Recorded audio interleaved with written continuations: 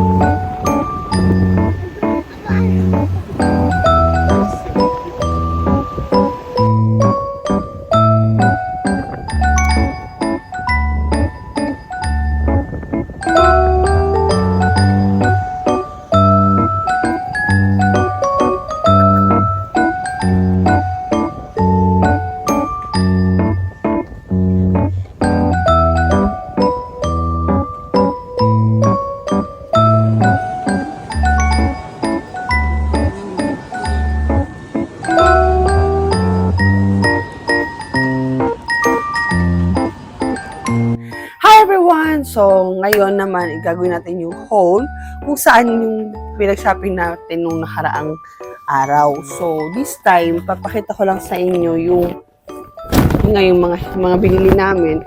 Alam niyo naman na si Nanay Cuties, hindi siya ganun ka-shopping or mahilig sa shopping. Hindi ako mahilig bumili ng clothes, hindi ako mahilig bumili ng kung ano. Pero, kumbaga, na-realize ko din kasi or nakita ko din na we need kailangan natin sa every season kasi dito sa Spain we have 4 season, 'di ba? May summer, may primavera, may autumn, may summer, autumn, kalimutan. Winter, and also meron din tayong spring. So sa bawat season din kailangan may binibili din ako kahit kaunti para ma-change or something. Kailangan lalo na si Emma na kumbaga kasi si Emma lumalaki na, so kailangan meron siyang iba't ibang klaseng damit. So yun yung reason kung bakit rin nagpupunta sa shopping mall. So mahilig kami pumunta sa Primark dahil sa Primark kasi maganda yung quality niya. Hindi siya made in China, made in Bangladesh, Vietnam, iba't ibang klaseng Cambodia, may mga iba't ibang klase siyang parang pinagagawaan at maganda yung quality. So cheaper na, maganda pa yung quality. So, doon kami bumibili. So, this time, itong haul na ito is all about yung maternity haul, kung yung mga kailangan ko pang bilhin sa aking pagbubuntis at saka yung iba pang damit ni Eman for school. So, yun yun. So, unahin ko muna for now is yung mga maternity clothes or maternity na kailangan ko sa pagbubuntis ko. So, unahin natin dito sa Black XL na tights. Pumili ako ng XL na kasi hindi ko alam kung gaano ko kalaki yung laki-laki ko na. So, yan. So, 1 pair lang siya. Maternity sheer tights. Yan. So, ito yung number 1. So, parang dress kasi ako. And then, meron din tayo ditong 3-pack seam-free full brief na large. Pero ito, hindi ito pang buntis. Normal lang ito. Pero 3 siya. At pinili ko yung cream kasi pag nag-dress ako or kaya naka-white jeans or white so hindi siya ganun ka kita. And also, ito ginamit ko na maternity seam-free over the bump beef ren. So, papakita ko sa inyo ngayon yung sinuot ko na black and then ito yung white. So, maganda siya. Naka-cover niya yung tummy ko. So, ito yung isa. And then, bumili rin ako ng nahulog na siya. Ayan. Isang tights din. Maternity tights. 30 XL din siya. 1 pair. Ito naman mas makapal-kapal kaysa dun sa isa. Ay, mas makapal to kaysa dun sa isa. So, yun. Ito yung tights. Mga tights na binili ko for my bump. And also, I bought 2 of these na leggings. Yan. Po si kaso, kapag kailangan. This is also only 6 euro. So, I bought large. Kasi di ko alam kung ano na yung sizes ko. So, ito. Dalawa nito na blue. Ayan yung mga cameraman ko. Ayan, naglalaro. Oh, no, don't do that. Kakakain lang. Kakakain lang po. Ew. Okay. So, again, punta tayo ngayon kay Eman. So, unahin natin dito sa jacket na to na may zipper. Yan. Yan ba? Yan. May zipper yung jacket. Tapos, this is 9 to 10 years old kasi si Eman nga sobrang lumaki. Hindi makita. Hindi siya makita. Ayan, 9 to 10 years old na size ng jacket niya. Kanina sinuot niya na yung blue. So, dalawang color lang, blue and black. Para mas malaki na para mahaba, para matagal niya masusuot. So, meron pa pala ako guys, habol ko lang. Itong 3-pack cotton period underwear mini naman siya. Di ba basa, yan. So, maganda lang dito. Siguro gagamitin ko to after ko ng mga anak. Yan, may maganda yung niya, siya pad niya dito, makapal.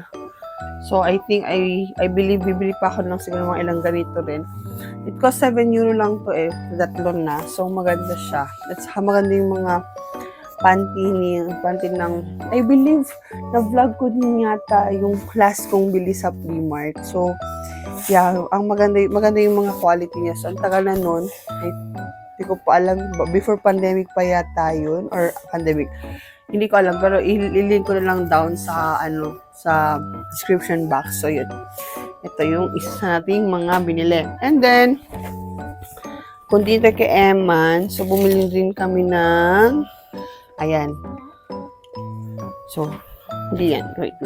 Ano ba? Okay. Itong mga netos, hindi to Primark. Pero mamaya, papakita ko sa inyo. Shirt. Long sleeve. Yan. Ay, kay Emma din pala to. Pero hindi siya Primark. Ito.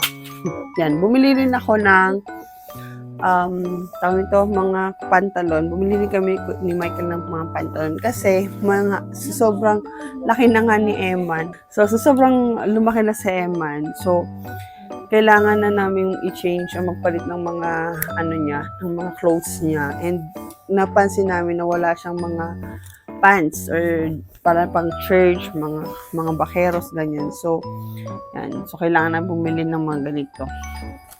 So, ayan, isa sa mga pants niya.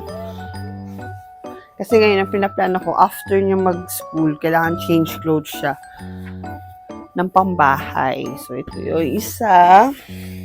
So, pinakanta sa inyo kanina. And then, itong pangalawa.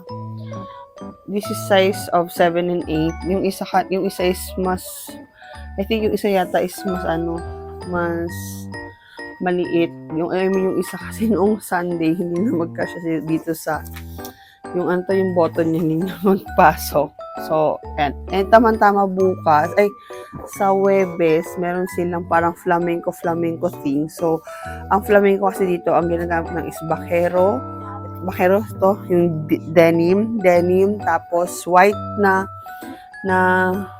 damit, and then sila red na sinturon. So, yun. So, ito na yung gagamitin niya sa Webes.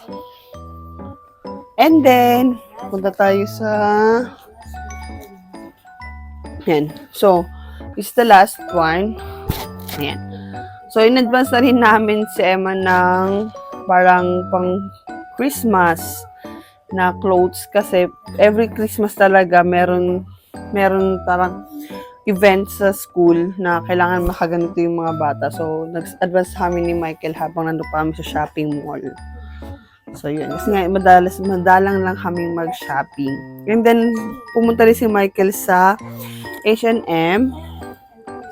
So, sa H&M kasi mahilig kami yung bumili ng mga long sleeve na Eman kasi maganda rin yung quality niya. Kasi 75 organic cotton and 25 recycled cotton. So, yan. Makita ba? Yan. So, 342. Hindi ko alam kung magkano to. Pero, yan, merong black, white, and gray. And meron ding white, cream, blue, and dark blue. Ang size niya ay 8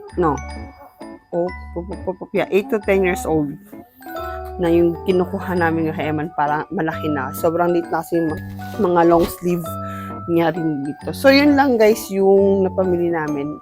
So, napaka-konti lang yung napamili namin sa Primark kasi hindi naman talaga ako costly. Alam niyo naman sila ninyo cuties. Super simple. Saka, hindi ako yung magastos. Kung kailangan economic lang. So, yun lang yung mga napamili namin sa mall.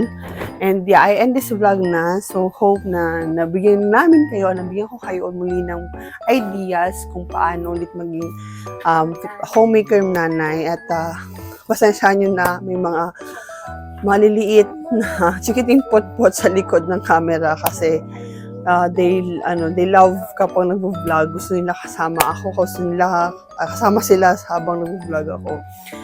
So, yun lamang guys. At para matago ko na rin itong mga to. So, see you again in the next vlog. Bye-bye!